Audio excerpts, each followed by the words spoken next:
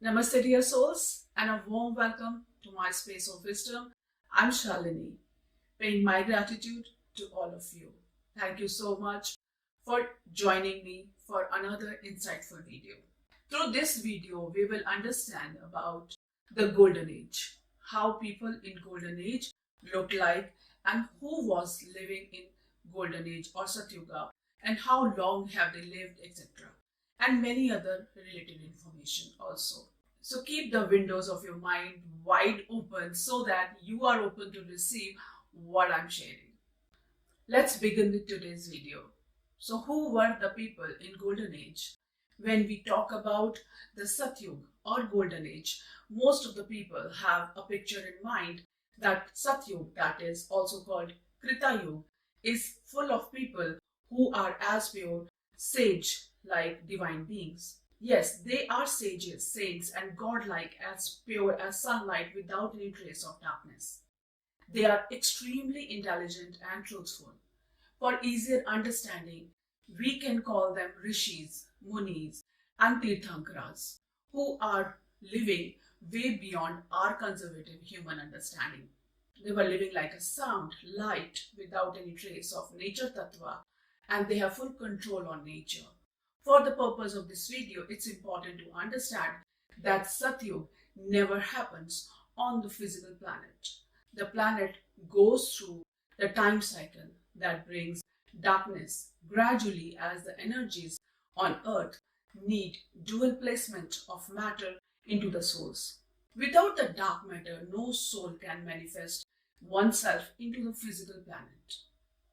Hence, only the end period of Golden Age, Treta Yug, Dwapar and Kali Yug happens on the planet Earth. Between the period of Satyuga and Treta Yug, only few chosen souls who are liberated go to the astral plane of Satyuga, and others go to the other dimensions based on their karma until the new earth gets into the consciousness of next cycle of Treta Yug. This shift can happen with greater destruction for people with karmic burden and smooth transition for the souls of Satyuga. So the people who are part of Golden Age are the ones whom God has sent to support the planet and life during the change of time cycle. They are mostly teachers, guides, and exceptional healers like Lord Jesus, Lord Krishna, Lord Mahavira, Lord Buddha. Now we can imagine the characteristics of those who go to Golden Age or Satyuga. So I will be talking about these rishis and beings in present tense because for me they still exist in the ether.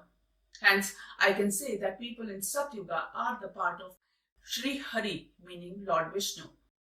You can relate to the highest form of God in your religion, although Sanatan is for every living being on earth, but that's a deep philosophy to discuss in some future videos maybe. People in Golden Age remain merged into God until they are asked to work for cosmos when the need arises. They have all the qualities of how we perceive gods in our culture. They are pure light, innocent, playful, intelligent and charismatic, merciful and immortal. They are master in four major aspects of life, and those aspects are dharma, karma, artha, moksha. I can discuss them separately later if you want me to do so. It would be right if I could say that only people who are liberated from the Maya or illusions are part of Satyuga.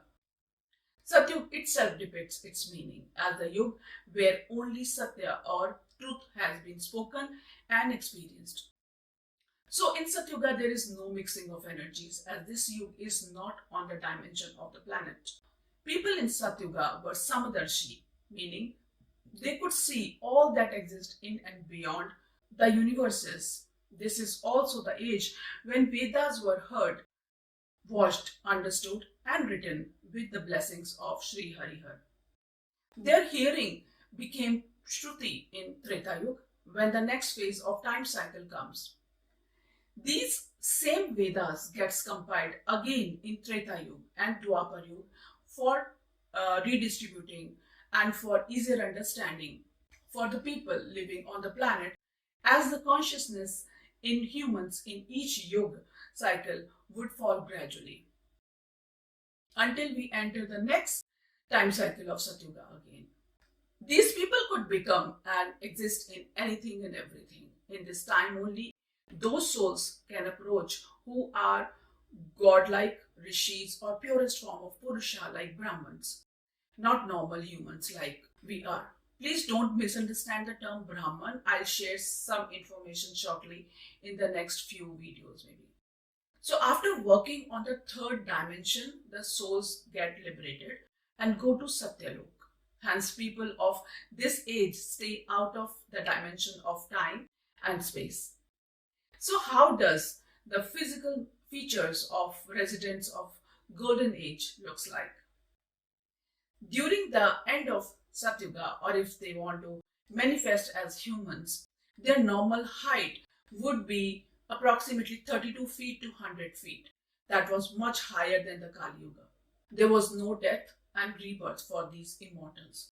They used to live for approximately 1 million divine years. The divine years are calculated in different units that I'll share in the separate video. You may want to know if they are immortals, why do they live only up to 1 million years? So I can give you those answers also in a separate video in upcoming videos. Now you may have another question about their age that is beyond human understanding.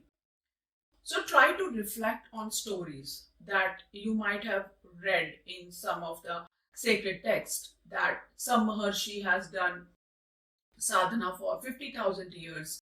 Did it anyhow triggered something in you that how could any saint do tapa for 50,000 years when the normal lifespan and age is only between 20 and 200 earth years in the Kali Yuga? That has further reduced as the darkness has increased. The minimum age in Satyuga is 500,000 divine years. In one of the stories, when King Bhagiratha requested goddess celestial river Ganga to come to earth so that his ancestors' ashes, who were the sons of King Sagar, can achieve liberation or moksha, Bhagirath did tapa for thousands of years and finally were able to bring celestial Ganga on earth. So, how was that possible if the age limit was not that high? It's time for us to reflect, maybe. Another important feature these divine beings, whom we can call as Maharishi or Mahamuni, have an extended skull and a giant head that was mostly covered under their hairs, that is called jata in Hindi language. They used to tie their hairs upwards in the form of a jura or a bun that they tied at the back or top of their heads. Even female rishis also used to tie in the similar manner. The heads are big according to their bodies, height and weight. That's why nowadays scientists are finding big frame human skulls, which are from different time cycles of end of Golden Age, Treta and Dwapar Yuga.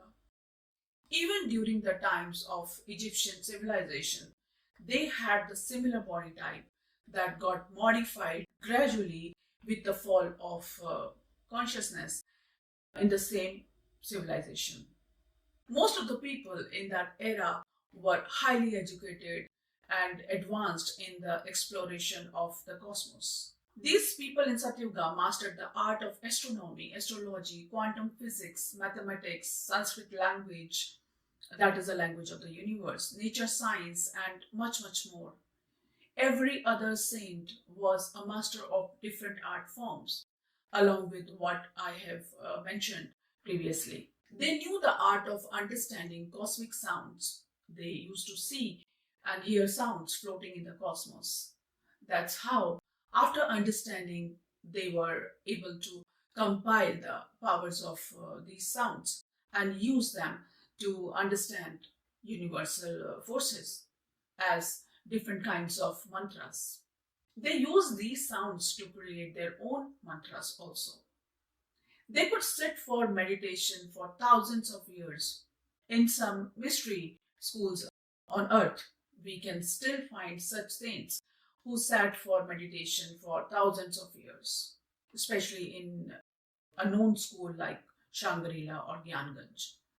They are Samdarshi, who has passed the dimension of time and space, meaning they could see past, present, and future for the universe and any universal being. In fact, they are the creators. Their spiritual gifts were so heightened that they could see the minutest vibration around. They were one with nature, as I mentioned, that they could shapeshift easily. They had full control of their mind, soul, and body. They have many siddhis like Anima, Lagima, Vakshuddhi, Shravan Shuddhi, Akashagaman Siddhi, and they could give life to the dead. They knew the art of resurrection. They know the art of using energy for the benefit of life. These beings have the exceptional creators. Let's understand how.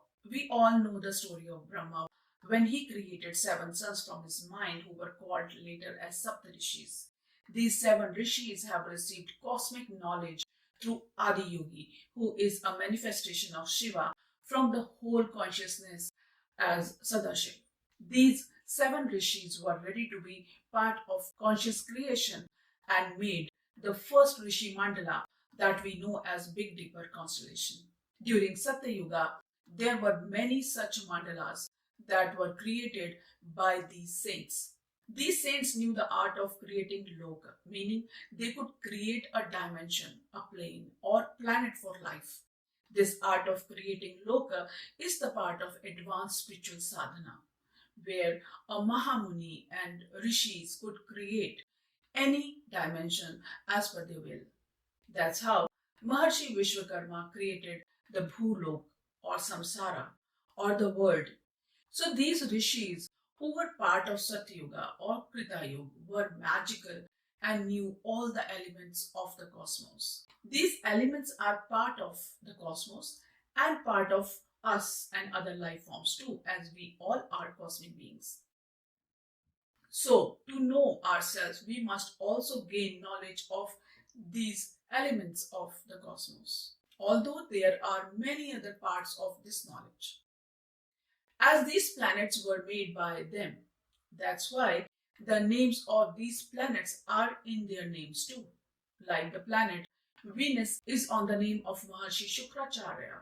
We can indirectly say that these rishis were not the gods but carry the essence of God, as God himself can't bring his completeness. So he shares his elements through different shapes, forms, fragrances, and anything we experience. If I say that the planets are nothing else but the spaceships where we are located, it won't be wrong either. Because these ships or planets were created by Rishi Mandalas.